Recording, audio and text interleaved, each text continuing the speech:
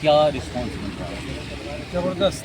अभी तो साथी बता रहे थे कि 18 तारीख से इंद्रपुरी जलाशय से लोग चले और आज समापन है जो शाहबाद वाली यात्रा थी। करीब 50 मीटिंग, छोटी बड़ी मीटिंग, और हर जगह एक ही आवाज़ है।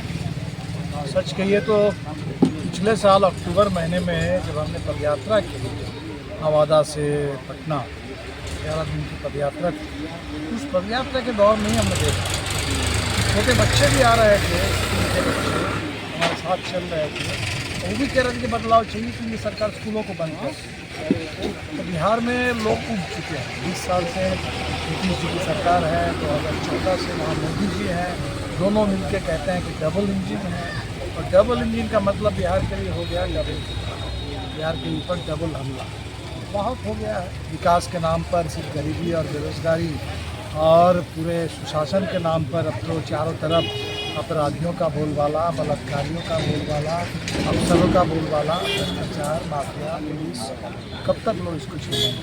इसलिए चुनाव आ रहा है, यही समय होता है सरकार को बदलना। बदलाव क्या लग रहा है इस यात्रा से 2025 के चुनाव में परिवर्तन होगा? बिल्कुल बिल्कुल। 2020 में हम लोग थोड़े सीट से, थोड़े वोट से पीछे रह गए थे, लेकिन दिशा बिल्कुल साफ है। बिहार बदलाव चाहता है, तो 20 से इस बार और ज़्यादा बदलाव की लहर और ज़्यादा तेज़ है।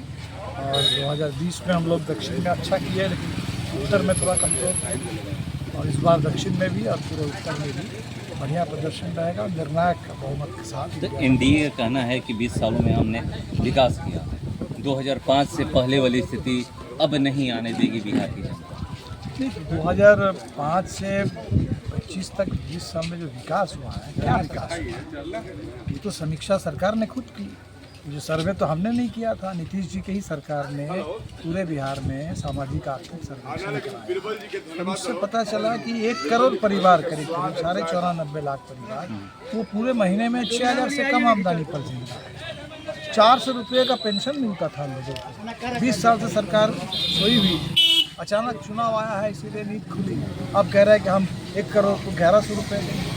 400 रुपये का मतलब क्या? 400 रुपये का मतलब रोजाना 13 रुपये। अब 13 रुपये पैसा देते हैं आज के ज़माने में और कहते हैं कि हम पेंशन दे रहे हैं लोगों को।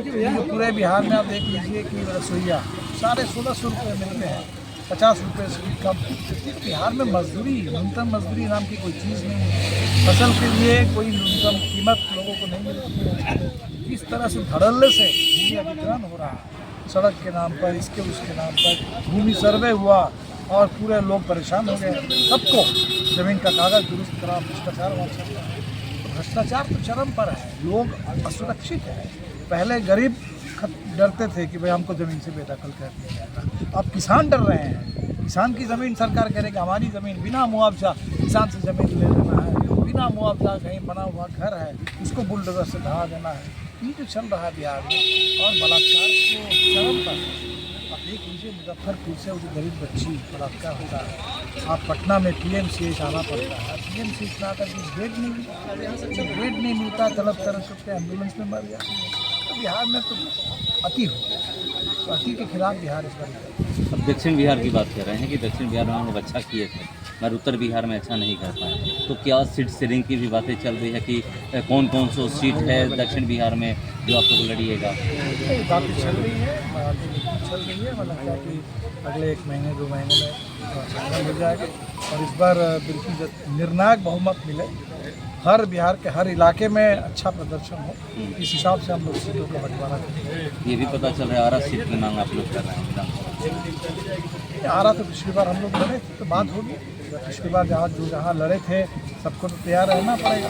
तो हम लोग तो करीब 45 सीट पर बिहार में तैयारी कर रहे हैं। तो 45 उधर VIP से 60 सीट मांगा जा रहा है।